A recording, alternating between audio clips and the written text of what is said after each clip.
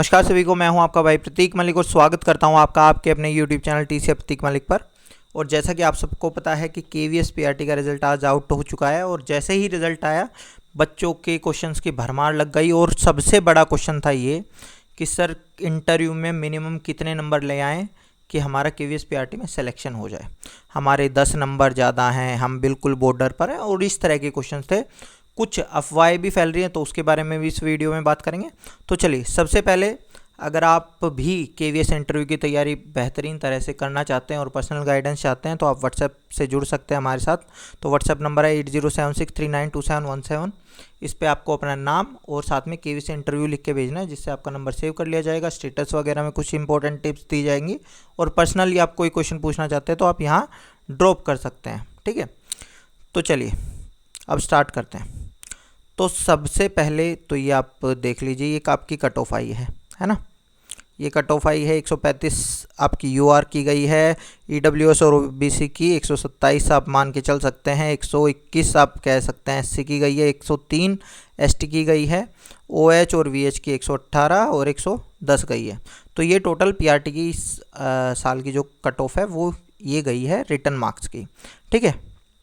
अब अगर मैं इंटरव्यू की बात करूं तो इंटरव्यू टोटल हमारे 6 दिन चलेंगे, 3 तारीख से लेकर 8 तारीख तक, ठीक है। 6 दिन के हिसाब से अगर मैं बताऊं तो टोटल आपकी लगभग 8 लोकेशंस हैं, मतलब कि 8 सेंटर होंगे, जिसमें आपका दिल्ली और नोएडा के अंदर 2 सेंटर बनाए गए हैं, ठीक है। और अब की बार की जो ये लिस्ट है जो आपको देखने को मिल रही है, ये ना तो आपकी आप रोल नंबर वाइज कह सकते हैं उस हिसाब से पूरी तरह, ना आप ये कह सकते हैं कि भाई हमारा मेरिट के हिसाब से कि जिसका सबसे ऊपर नंबर है उसके रैंक 1 है, ऐसा भी नहीं है ना। तो इस बात का ध्यान रख लेना। कुछ बच्चों को ये गलतफहमी है कि जो हमारा ये आई है, जो लिस्ट आई है, ये इसी तरह से है कि जो सबसे ऊपर है उसकी रैंक 1 है, ऐसा नहीं है, ठीक है। तो इसमें है क्या, इसमें सबसे पहले आपका जो सेंटर्स अलॉट किए गए हैं वो आपके कैटेगरी वाइज अलॉट किए गए हैं। जैसे अगर मैं बात करूँगा जनरल कैटेगरी को, तो जनरल कैटेगरी को मेनली हमारे 2 जगह सेंटर्स में बांटा गया है, मुंबई में और लखनऊ में। जनरल कैटेगरी के यहीं पे आएंगे आपके जो होंगे, ठीक है, मतलब यूआर कह रहा हूँ मैं, ठीक है। जनरल से फॉर्म जिन्होंने भरा था उनके इन 2 जगह पे सेंटर्स हैं। फिर अगर मैं बात करता हूँ ईडब्ल्यूएस की, तो ईडब्ल्यूएस का भी लखनऊ है, देहरादून है और चंडीगढ़ है, ठीक है। हर जगह ही अगर आप देखोगे तो इनके 10 से 15 पैनल तक हैं, है ना। और 6 दिन के अंदर ही आपके इंटरव्यू कंडक्ट कर लेंगे। इसी तरह से ओबीसी के बारे में बात करेंगे तो चंडीगढ़ है, फिर दिल्ली में 2 सेंटर हैं, दिल्ली 1 दिल्ली 2, वहाँ आपके हैं, ठीक है। एससी का आपका नोएडा 1 नोएडा 2, मतलब एससी एसटी में नोएडा में सेंटर है। तो इस तरह से आपका कंप्लीट करवा लिया है। बाकी जो बाहर के सेंटर्स रहते थे, जयपुर, कोलकाता, गुड़गांव, वो इस बार नहीं है, ठीक है। तो लिमिटेड सेंटर्स हैं और लिमिटेड सिटीज़ हैं, आप कह सकते हैं। टोटल 6 सिटीज़ में टोटल 8 सेंटर बनाने के इन्होंने इस बार अब की बार बेहतरीन तरह से सेंटर के साथ अब की बार ये भी बताया गया है कि भाई आपका जैसे जो बाद में पिछली बार क्या होता था कि बच्चों को वहाँ जाकर पता चलता था कि मेरा कौन से पैनल पे पड़ेगा, पैनल 1 में पड़ेगा, पैनल 2 में पड़ेगा। तो इस बार पहले ही बता दिया कि आपका पैनल 2 में होगा, पैनल 1 में होगा, तो आपको पैनल भी साथ में अलॉट करके दिया गया है ना।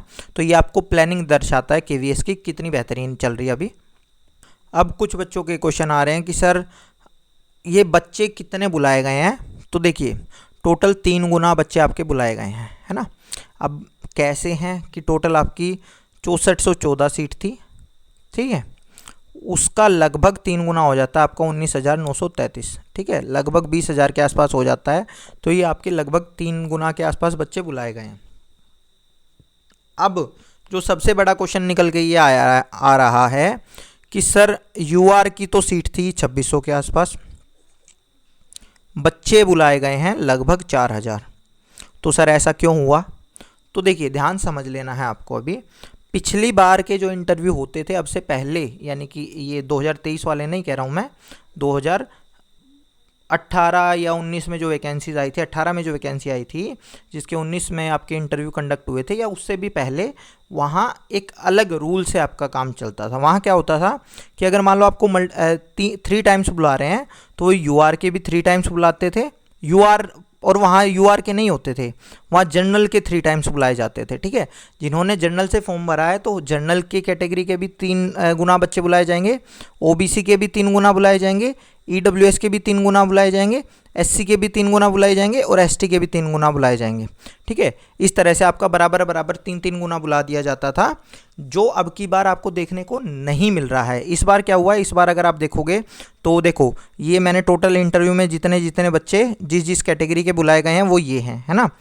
और अगर मैं 3 मल्टीप्लाई करता हूँ तो लगभग 3 मल्टीप्लाई बिल्कुल एग्जैक्ट नहीं होता। होता क्या है कि मान लो आपका 2600 गुणा 3 तो आपका तो आ रहा है 7800, लेकिन इस 7800 के अंदर क्या हुआ कि जितना जो 7800 बच्चा था जिसकी रैंक थी 7800, वहाँ से लेके 8000 तक की रैंक में एक ही नंबर है, समान नंबर है बिल्कुल, कि भैया मान लो 126 नंबर थे तो सबके 126 नंबर हैं।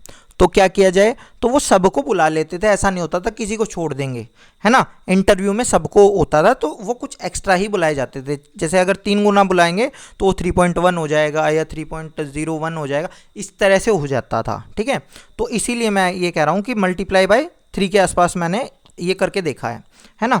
तो अगर आप देखोगे तो इस हिसाब से देखा जाए तो मल्टीप्लाई बाय 3 यूआर के जो कैंडिडेट यानी जनरल के बता रहा हूँ मैं, अब समझ लो एक चीज़ होती है जनरल और एक होती है यूआर, दोनों में ज़मीन आसमान का फ़र्क है, वो मैं बताऊंगा अभी। एक आपकी ओबीसी होती है, ईडब्ल्यूएस, एससी, एसटी, है ना।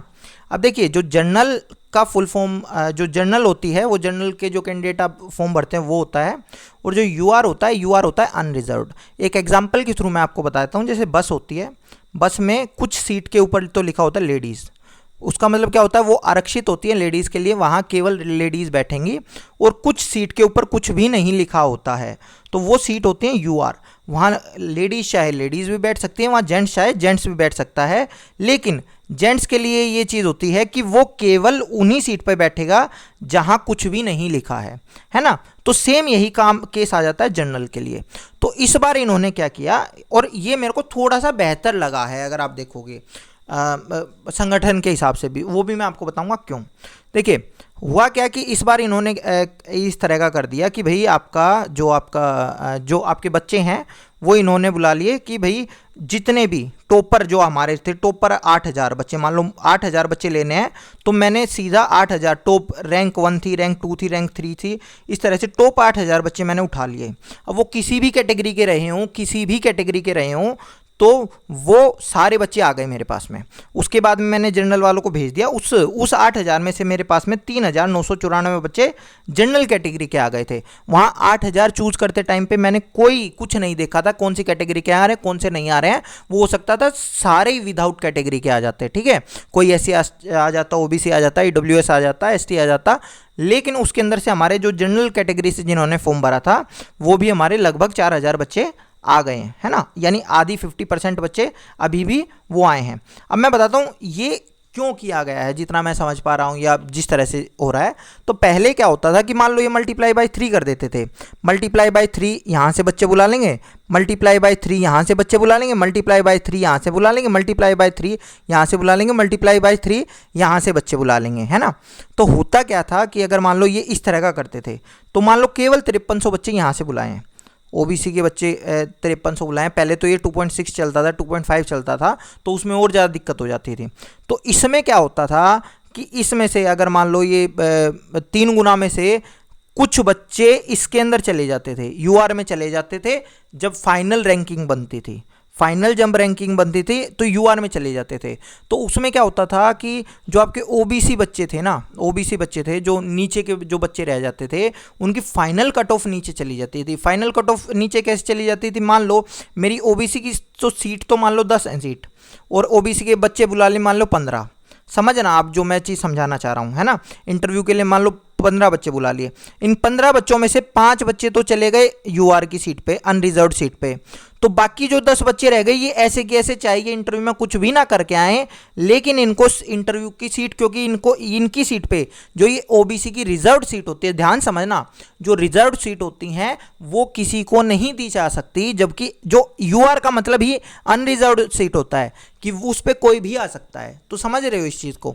तो अब हुआ क्या है, अगर आप देखोगे कि सर ये तो केवल 3,994 बच्चे मेरी यूआर के बुलाए हैं, ऐसा नहीं है भैया, बुलाए तो उन्होंने 8,000 ही हैं, लेकिन इस 8,000 के अंदर 2690 बच्चे आपके ओबीसी के हैं, लगभग 1050 बच्चे आपके ईडब्ल्यूएस के हैं और 330 बच्चे आपके एससी के हैं। तो ये मैंने एक तरह से मोटा मोटी ये राउंड फिगर मैं लेके चल रहा हूँ कि लगभग आपको जो बच्चे देखने को मिल रहे हैं कि जो यूआर क्योंकि अनरिजर्व सीट थी वो सारे बच्चे इस तरह से डिवाइड हो गए हैं, ठीक है, कि 4000 बच्चे, यानी कि अगर मैं बात करता हूँ कि जो आपकी कट ऑफ गई है 135, यूआर की जो कट ऑफ गई है 135, तो इस 135 के अंदर आपके जो जनरल के 4000 बच्चे थे, यानी ये 3,994 बच्चे थे, इनके 135 प्लस नंबर हैं, लगभग आपके 2700 बच्चों के आपके ओबीसी के बच्चे ऐसे आपको मिलेंगे जिन्होंने 135 से ज़्यादा स्कोर किया है, 1050 से बच्चे आपको ईडब्ल्यूएस के मिलेंगे, 330 से ज़्यादा बच्चे आपको एससी के मिलेंगे। एसटी में क्या आ रहा है, एसटी में भैया अगर मल्टीप्लाई बाय 3 करते हैं या उस तरह का फॉर्मूला करते हैं तो लगभग वो 3 गुना के आसपास ही पड़ता है। तो हो सकता है कुछ 2, 4, 5, 10 बच्चे इस तरह के रहे हों, या इन्होंने इनके कम ही बच्चे बुलाए, मेरे को नहीं पता, ठीक है, लेकिन जो डाटा से मिल के आ रहा है वो यही है कि काफ़ी कम बच्चों ने यूआर की कैटेगरी को एसटी के अंदर क्वालिफाई किया है, ठीक है। तो मोटा मोटी ये निकल के आ रही है। तो जो अभी तक चल रहा है कि भाई यूआर के केवल 1.5 गुना के बच्चे बुलाए हैं, ऐसा क्यों, तो जनरल के 1.5 गुना आप कह सकते हो यूआर के अंदर, तो यूआर की तो पूरी 8,000 आपकी सीट भरी गई हैं। यूआर का मतलब ही अनरिजर्व्ड होता है, ध्यान समझ लेना, है ना। अब इसका फ़ायदा आपका कहाँ जाके मिल जाता है, अब जो ये बच्चे हो गए जो इंटरव्यू में 3,994 बच्चे हो गए, तो ये कहीं ना कहीं फ़ायदा मिल गया इनको। अब की बार पहले क्या होता था कि सबसे ज़्यादा जो बच्चे इंटरव्यू से बाहर होते थे वो होते थे यूआर के, क्योंकि 3 गुना बच्चे बुला लेते मान लो, ठीक है, 3 गुना अगर बच्चे बुला भी लेते तो उस 3 गुना के अंदर से भी जो कुछ बच्चों की ओबीसी की सीट ले लेते, कुछ ईडब्ल्यूएस वाले ले लेते, कुछ एससी वाले ले लेते, कुछ एसटी वाले ले लेते, तो एक तरह से जो एक सीट होती थी वो भी बट जाती थी, है ना। तो अब की बार जो यूआर के बच्चे जितने सिलेक्टेड हैं वो कम बाहर होंगे बाकी की निस्बत, ठीक है। चलिए, क्योंकि देखो ना 2600 सीट हैं और लगभग 4000 बच्चे बुला रखे हैं, लेकिन ये ध्यान समझ लेना, ये जो 2600 सीट हैं ये सबके लिए हैं, ये जितने भी आपके 19,933 बच्चे हैं ये सब इस पे आ सकते हैं। बस एक रूल होता है, वो रूल ये कहता है कि सीटेट में आपका जो स्कोर हो वो 90 प्लस होना चाहिए, तब आप या फिर आपने एज रिलैक्सेशन ना लिया हो, मतलब आपने अपनी कैटेगरी का कोई रिलैक्सेशन नहीं लिया होगा, तो आप यूआर में कूद के आ सकते हैं, कोई दिक्कत नहीं है ना। चलिए, अब ध्यान समझने वाली बात यह है, जो बच्चे मेरे से पूछ रहे हैं कि सर हम मिनिमम कितने लेकर आएँ, मिनिमम मार्क्स कितने लेकर आएँ, तो उससे पहले मैं आपको बताता हूँ कट ऑफ आपकी जो होती है वो 100 में से बनती है ना, ठीक है। अभी आपको जो ये कट ऑफ दिख रही है, ये दिख रही है ये, अब देखो मैं आपको एक 100 में से कट ऑफ आपको दिखा देता हूँ, पहले वैसी कट ऑफ दिखा देता हूँ जो रिटर्न की आई थी आपकी पहले। तो पहले ये आपकी पीजीटीज़ की देखो, ठीक है, ध्यान से देखो, ये उस टाइम पे 150 में से होती थी, ठीक है, 105, 104 इस तरह से ये आपकी कट ऑफ चली गई। मान लो ये मैं आपको जनरल की दिखा रहा हूँ, है ना। उसके बाद में आपकी जब मान लो आपका, अब आप समझना, एक चीज़ और बता रहा हूँ, ये जो जनरल की कट ऑफ होती थी, इस जनरल की कट ऑफ में केवल जनरल के बच्चे आते थे उस टाइम पे। तो अगर ये कट ऑफ आप वैसे देखोगे, ओवरऑल देखोगे, तो ये ओवरऑल अगर उसी हिसाब से, जैसे अगर 3 गुना बच्चे बुलाए तो 3 गुना बच्चे आ रहे हैं 105 में, है ना। तो लेकिन अगर 1.5 गुना रह जाते तो हो सकता है ये 105 की कट ऑफ आपको 110 देखने को मिलती है, और भी ज़्यादा बढ़ सकती थी, है ना। तो इस बात को ध्यान समझ लेना। अब ये कट ऑफ होने के बाद में भी ये लगभग 70% के आसपास कट ऑफ होती है, जो अगर 180 के हिसाब से निकाला जाए तो 126 के आसपास आपकी कट ऑफ होती है, जो ओबीसी की और ईडब्ल्यूएस की गई है इस बार, है ना। तो अगर मान लो मैं वैसे कर लूँ तो ये लमसम उतने के आसपास ही पहुँच जाएगी आपकी जितनी इस बार पीआरटी के अंदर उसकी गई है, ठीक है, जनरल की गई है। तो अब इनके फाइनल 100 में से कितना कट ऑफ जाती थी, ये है भैया 100 में से आपका कितना हो रहा है, 78 भी गई है, 60 भी गई है, 72 भी गई है, 76 भी गई है, 62 भी गई है, 70 गई है। इस तरह से 78 किसकी गई है? AE की गई है ना। तो AE का एक बार देख लेते हैं। AE के थे कितने? AE के थे भैया 111। ध्यान से देख लेना, इसमें जो मार्क्स थे वो कितने थे? 111। और अगर मैं 180 के हिसाब से बात करता हूं तो 180 के हिसाब से वो बन जाता है लगभग 133 134 नंबर बन जाते हैं। तो लगभग उतना ही मानो। तो मैं इसी को वो लेके अभी आपकी कैलकुलेशन करके दिखाऊंगा आपको, है ना। तो ये 111 है, और जिसके अंदर मैं वही बता रहा हूँ कि केवल अगर उसके अंदर भी UR के अंदर साहब लोग ले लिए जाते तो 111 से हाई चली जाती है ना। तो तब कितनी गई है? वो 78 गई है। आपको 78 दिख रही है ना। तो उस हिसाब से ये देख लो आप। तो ये PGTs के दिखा रहा हूँ मैं। ओवरऑल देखो, अब इसमें कंपेयर मत करना। आपकी PRT का रिजल्ट के बारे में बात कर रहे हो, आप ओवरऑल इनकी कट ऑफ क्यों दिखा रहे हो? तो मैं यहाँ बता रहा हूँ कि इंटरव्यू के बाद आपका जो फ़र्क पड़ता है वो किस तरह से पड़ जाता है, वो दिखाने की कोशिश कर रहा हूँ। इसी हिसाब से अगर मैं बात करता हूँ मान लो PRT की, तो PRT के अंदर देखो भैया ये कट ऑफ गई थी आपकी, ठीक है। UR की कट ऑफ कितनी है? 100 में से देख लो, ये 100 में से, ये है 100 में से। और PRT की जो पिछली बारी गई थी वो गई थी 68.60। जब इसकी 150 में से कट ऑफ गई थी 95 PRT की, है ना। और इसी हिसाब से जो मैं देख रहा था, जो देखो मैं बता रहा था कि OBC में और UR में बहुत ज़्यादा फर्क हो जाता था, क्योंकि UR की उस बार गई थी 94, ठीक है। तो रिटर्न में तो इतना ही फर्क था, रिटर्न में तो इतना ही फर्क था, लेकिन एक ही नंबर का फर्क था, लेकिन फाइनल में देखो कितना ज़्यादा फर्क पड़ गया, ठीक है। तो ये वाला फर्क इस बार ना हो, इस वजह से इन्होंने शुरुआत से ही जो आपका UR की सीट है वो UR के लिए ही रखी हैं, ठीक है, अनरिजर्व्ड रखी हैं। तो इतना फर्क ना दिख जाए आपको, जो मैं दिखाना चाह रहा था, है ना। अब तो देखिए, अब अगर इस हिसाब से देखा जाए, और जब भाई 2017 वाला था उसमें लगभग 71 गई थी, जब आपकी UR की कट ऑफ और OBC का कट ऑफ दोनों की 100 थी, ठीक है। तो UR की उस बारी गई थी 67 के आसपास, सॉरी OBC की गई थी 67 के आसपास, और जो जनरल की थी वो कट ऑफ गई थी आपकी, यानी UR की कट ऑफ गई थी 71 के आसपास, है ना। तो इस बार भी अगर मैं लेकर चलूँ, ठीक है, इस बार देखिए, इस बार आपके एक तरह से 135 और ये नंबर हैं। तो इस बार के हिसाब से मैंने एक मोटा मोटी आपको एक बात कही है जो मुश्किल दिखती है, लेकिन मैं ये मान के चलता हूँ 75 से 78 आपकी कट ऑफ जा सकती है। 75 से 78 मान लो आपकी कट ऑफ जाएगी UR की। और ये मैं नेक्स्ट टू इम्पॉसिबल चीज़ बता रहा हूँ। अगर 78 कट ऑफ आपकी जनरल की चली जाती है तो वो बहुत बेहतरीन रिजल्ट होगा इस बार। मतलब ऐसा रिजल्ट देखा ही नहीं है, PRT की कभी गई भी नहीं है। जैसे मैं बता रहा हूँ आपकी 100 में से आपकी जो कट ऑफ जाती है PRT की, पिछली बारी गई थी 67, ठीक है, उससे पिछली बारी गई थी 71, 17 वाले में, है ना। तो ये वाली जो कट ऑफ आप देख रहे हो, तो ये अगर मैं कह रहा हूँ इस बार 78, तो ये बहुत ज़्यादा हो जाता है। अब ये आपको एक अंदाज़ा लगाने के लिए मैंने ये कट ऑफ मानी है, ठीक है। तो ये 75 से 78। अब OBC EWS SC ST की मैंने किस हिसाब से मानी है वो भी मैं आपको बता देता हूँ। तो सबसे पहले तो आप एक चीज़ देखो कि आपको जो अभी ये कैटेगरी वाइज जो ये मार्क्स दिख रहे हैं, है ना, ये आपको 180 में से दिख रहे होंगे, लेकिन इनको 70 में से आपको चेंज किया जाएगा। जब 70 में से चेंज कैसे करते हैं? मल्टीप्लाई बाय 70 डिवाइड बाय 180, इस तरह से आपका जो मार्क्स होंगे उस तरह से आपका चेंज किए जाएंगे। तो ये लगभग 52.5 नंबर बन रहे हैं। और ये आपके जब 70 में से, पहले तो आपको हो सकता है डिफरेंस ज़्यादा दिख रहा हो अभी 135 और 127 का, लेकिन देखो यहाँ तो कितना ही डिफरेंस रह गया। जो आपको यहाँ 6 नंबर का डिफरेंस रहा था वो लगभग 2-2.5 नंबर का डिफरेंस दिख जाता है आपको जब 70 में से उसको बदलते हैं। तो समझ रहे हो? तो इसका मतलब इंटरव्यू पे बहुत ज़्यादा दारोमदार है इस बार, है ना। तो अब इंटरव्यू में से अब आपके 70 में से आ चुके हैं 52 नंबर, 49 नंबर, 47 और 40 नंबर। ये मैंने जो बिल्कुल कट ऑफ यानी कि बॉर्डर लाइन पर जो पास हुए हैं, अब उनको अगर मैं वही वाली कट ऑफ मानूं कि भैया 75 से 78 आपकी नंबर की कट ऑफ चली जाएगी, तो अगर 78 कट ऑफ जाती है तो आपको 30 नंबर में से, बाकी जो 30 नंबर बच गया उस 30 में से आपको मिनिमम 26 नंबर लेने पड़ेंगे, 23 से 26 नंबर लेने पड़ेंगे, है ना। तो यानी कि जो बॉर्डर लाइन पे भी हैं वो भी डरे नहीं। 26 नंबर का मतलब हो जाता है कि भैया लगभग 52 नंबर, 60 में से आपको 52 नंबर लेने पड़ेंगे, है ना। 46 से 52 आपको लेने पड़ेंगे, ये वाली चीज़ हो जाती है। जो बिल्कुल बॉर्डर पर हैं, जो बॉर्डर पर हैं उनके बारे में बात कर रहा हूँ, है ना। और बाकी जो ये बच्चे हैं ओबीसी वाले, इनका भी मैं अपने ओबीसी लेवल पे बात नहीं कर रहा हूँ, मैं इनको भी ये कह रहा हूँ कि आप भी फाइट करो जनरल के लिए, कि आप भी यूआर वाली कट ऑफ को क्वालिफाई करो। तो मैंने इनके लिए भी, क्योंकि भैया आप हायर एम करोगे तभी आप मिनिमम अपने कैटेगरी के अंदर भी आप तब आ पाओगे, है ना। तो इसीलिए मैं इनके लिए भी यही कह रहा हूँ कि आप 25 से 27 लाओ, आप यूआर के अंदर सेलेक्ट हो जाओ, है ना।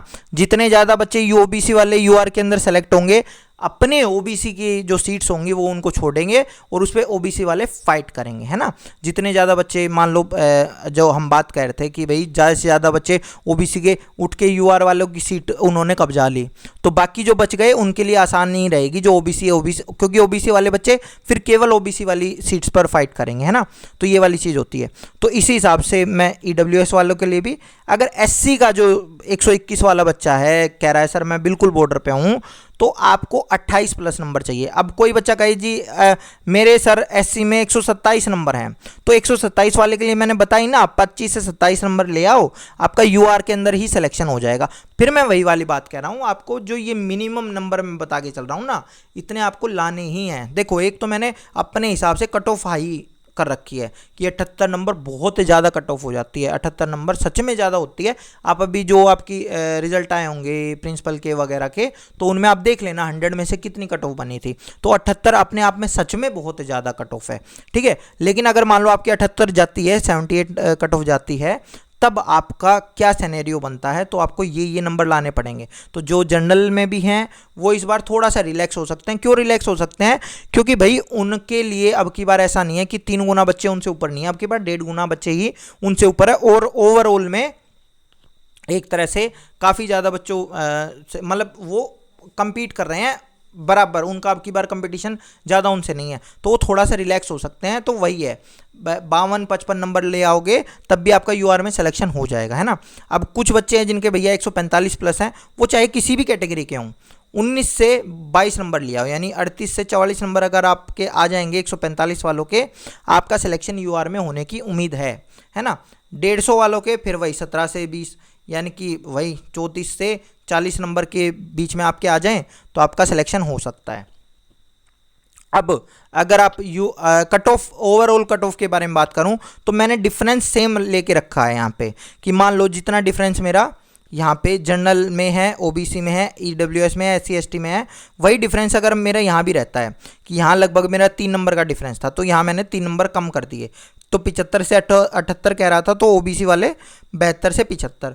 तो अपने हिसाब से देख लेना कि अपनी कट ऑफ करने के लिए, आपको क्लियर करने के लिए कितने नंबर चाहिए, वही 23 से 26 के आसपास चाहिए, ठीक है।